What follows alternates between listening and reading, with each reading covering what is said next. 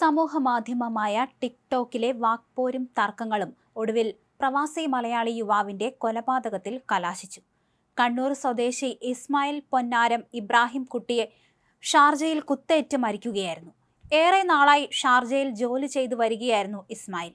സംഭവവുമായി ബന്ധപ്പെട്ട് പ്രതി ഉൾപ്പെടെ 4 മലയാളികളെ ഷാർജ പോലീസ് കസ്റ്റഡിയിലെടുത്തിട്ടുണ്ട്. കൊലപാതകം നടത്തിയ പ്രധാന പ്രതി കൊല്ലം സ്വദേശിയാണെന്നാണ് പ്രാഥമികമായ വിവരം. ടിക്ടോക്കിലെ 2 മലയാളി ഗ്രൂപ്പുകൾ തമ്മിൽ ദിവസങ്ങളായി നിലനിന്നിരുന്ന കടുത്ത തർക്കങ്ങളാണ് ഈ ക്രൂരമായ കൊലപാതകത്തിലേക്ക് നയിച്ചത്. ഇരുവിഭാഗവും തമ്മിലുള്ള പോര് കഴിഞ്ഞ ദിവസം രാത്രിയോടെ അതിരൂക്ഷമാവുകയും പരസ്പരം ചീത്തവിളികളിലേക്കും വെല്ലുവിളികളിലേക്കും നീങ്ങുകയായിരുന്നു.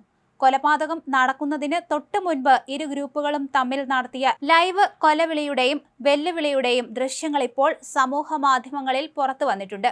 ടിക്ടോക്കിലെ ഈ വെല്ലുവിളിക്ക് പിന്നാലെ ഇരുവിഭാഗവും ഷാർജയിൽ നേരിട്ട് ഏറ്റുമുട്ടുകയായിരുന്നു. സംഘർഷത്തിനിടയിൽ എതിർ ഗ്രൂപ്പിലുണ്ടായിരുന്ന കൊല്ലം സ്വദേശിയായ യുവാവ് ഇസ്മായിലിനെ കത്തികൊണ്ട് കുത്തുകയായിരുന്നു. ഗുരുതരമായി പരിക്കേറ്റ ഇസ്മായിൽ സംഭവ സ്ഥലത്ത് വെച്ച് തന്നെ മരണപ്പെട്ടു.